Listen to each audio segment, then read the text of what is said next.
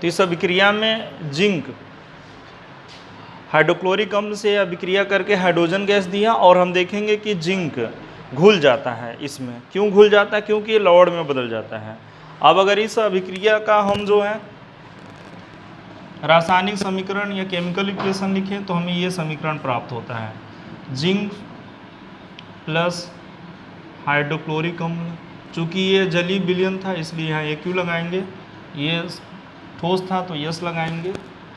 अब देखिए ये जिंक क्लोराइड बना लेगा, ये घुल जा रहा है तो यहाँ AQ लगेगा, और हाइड्रोजन गैस निकला H2, ये गैस है।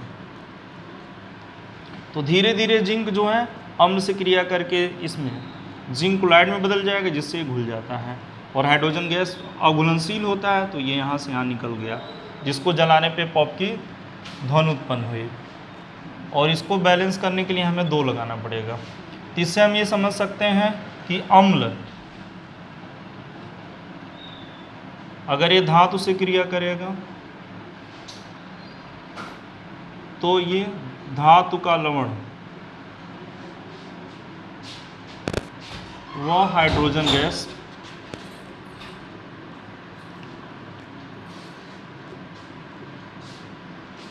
उत्पन्न करेगा।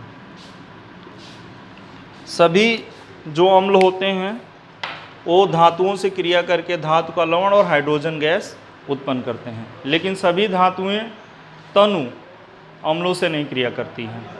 वह धातुएं जो हाइड्रोजन से क्रियाशील होती हैं वही तनु अम्ल से हाइड्रोजन गैस को विस्थापित करती है। जैसे अगर यहाँ हम कॉपर ले लेंगे तो कॉपर जो है यहाँ कोई अभिक्रिया नहीं करेगा, क्योंकि कॉपर जो होता है हाइड्रोजन गैस से कम क्रियाशील होता है।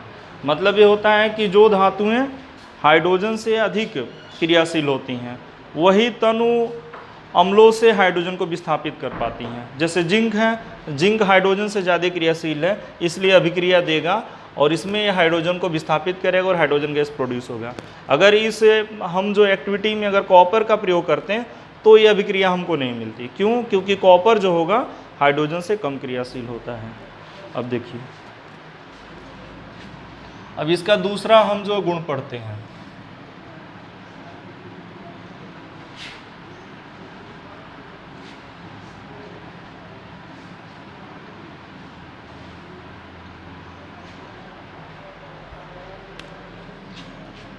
अम्लों की धातु कार्बोनेटों या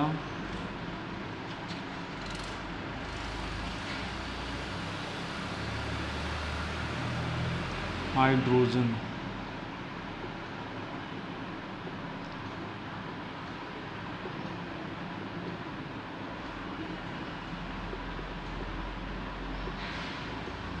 के साथ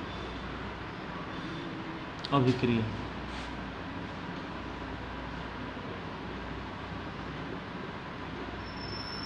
देखिए, धातु कार्बोनेट या धातु हाइड्रोजन कार्बोनेट क्या होते हैं? ये लवण होते हैं धातु के जिसमें कार्बोनेट आयन होता है या हाइड्रोजन कार्बोनेट आयन होता है। कोई भी लवण जिसमें यह कार्बोनेट आयन CO3 इसका सूत्र होता है, 2 इस पे ऋण आवेश होता है, या हाइड्रोजन कार्बोनेट या CO3 होता है। इस पे एक, इसकी संयोजकता 2 होती है, इसकी संयोजकता 1 होती है, और इसे पहले बाइकार्बोनेट कहते थे लेकिन अब इसका नाम हाइड्रोजन कार्बोनेट रख दिया गया। जैसे देखिए ये Na2CO3 सोडियम कार्बोनेट है, ये NaHCO3 ये सोडियम हाइड्रोजन कार्बोनेट, पहले इसका नाम सोडियम बाइकार्बोनेट था। तो कुछ किताबों में सोडियम बाइकार्बोनेट भी नाम मिलेगा, लेकिन अब इसका नाम जो है हाइड्रोजन कार्बोनेट रख दिया गया है। सोडियम कार्बोनेट धावन सोडा होता है और सोडियम बाइकार्बोनेट या हाइड्रोजन कार्बोनेट बेकिंग सोडा होता है, क्योंकि इसका बेकरी में उपयोग करते हैं और इसका लॉन्ड्री में उपयोग करते हैं कपड़ों को धोने के लिए, इसलिए इसका नाम है जो सोडियम कार्बोन इसलिए इसका नाम है धावन सोडा नाम है। सोडियम कार्बोनेट को धावन सोडा कहते हैं। यहाँ लिख देते हैं हम, ये है धावन सोडा, धावन सोडा, और इसका सामान्य नाम है बेकिंग सोडा, बेकिंग सोडा। इसे धावन सोडा इसलिए कहते हैं क्योंकि लॉन्ड्री में कपड़ों को धोने के लिए उपयोग में लाया जाता है, और इसे बेकिंग सोडा इसलिए कहते हैं क्योंकि ये बेकरी में ब्रेड, केक आदि को बनाने में उपयोग होता है। इसके अलावा देखिए जो चूने का पत्थर या संगमरमर CO3, ये भी एक प्रकार का कार्बोनेट लवण है। तो इन लवणों के साथ और भी बहुत सारे कार्बोनेट लवण हैं। तो जो धातु कार्बोनेटों या हाइड्रोजन कार्बोनेटों के साथ कैसे अम्लों की अभिक्रिया होती है, इसके लिए हम फिर एक एक्टिविटी परफॉर्म करते हैं। इस एक्टिविटी में आप जो है एक टेस्ट ट्यूब में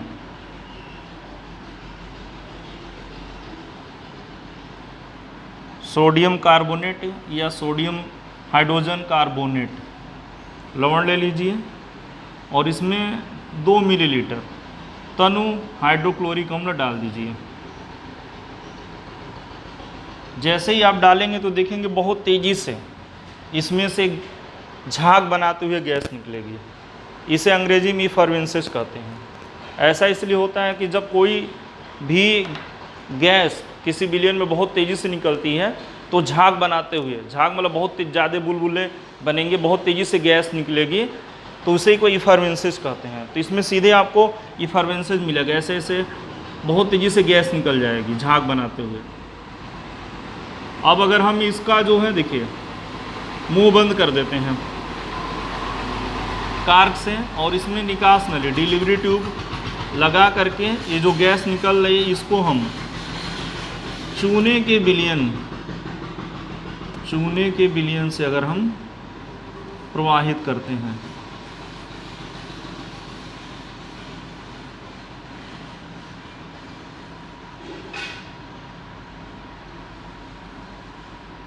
चूने का विलयन से प्रभावित करते हैं। चूने का विलयन वास्तव में जो कैल्शियम हाइड्रोक्साइड का जली विलयन होता है, और ये रंगहीन होता है। तो जैसे गैस यहाँ से इसमें जाएगी, इसका रंग दुधिया हो जाएगा। इसका रंग क्या हो जाएगा? दुधिया हो जाता है।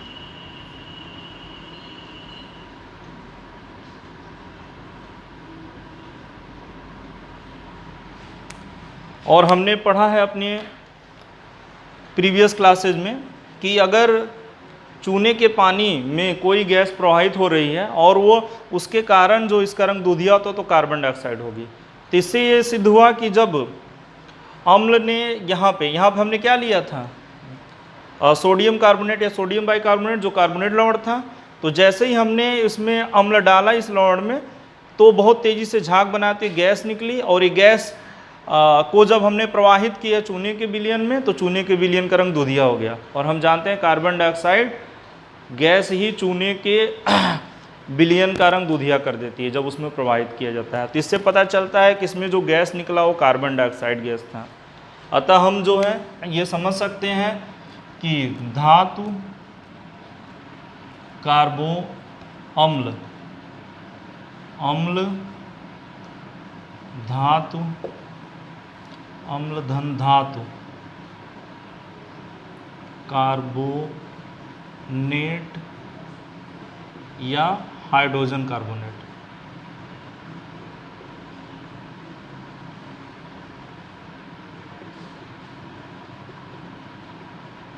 से क्रिया करके कार्बन डाइऑक्साइड गैस उत्पन्न करती है।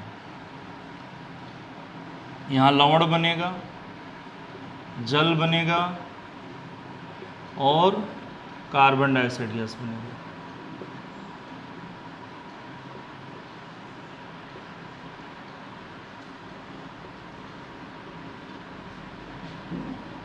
कार्बन डाइऑक्साइड गैस कम घुलती है जल में, इसलिए तेज़ी से निकलेगी और चूने के विलयन का रंग दुधिया कर देती है। तो इसका मतलब ये हुआ कि अम्ल जब धातु कार्बोनेट या हाइड्रोजन कार्बोनेट से क्रिया करता है तो लवण जल और कार्बन डाइऑक्साइड गैस बनता है। जैसे अगर यहाँ हम रासायनिक समीकरण लिखें तो HCl हमने लिया था अम्ल के रूप में, और लवण मान लीजिए हमने ये ले रखा है N2CO3 सोडियम कार्बोनेट। तो यहाँ लवण बनेगा, यह और यह हिस्सा जुड़ जाएगा, तो होगा 2NaCl, यहाँ संतुलन के लिए 2 लगाना पड़ेगा, plus H2O plus CO2। CO2 घुलेगा नहीं तो गैस ग्रुप में निकलेगा, ये लिक्विड होगा, और ये घुला रहेगा तो एक यहाँ लगाएंगे। ये सॉलिड होता है और ये जलीय विलयन है।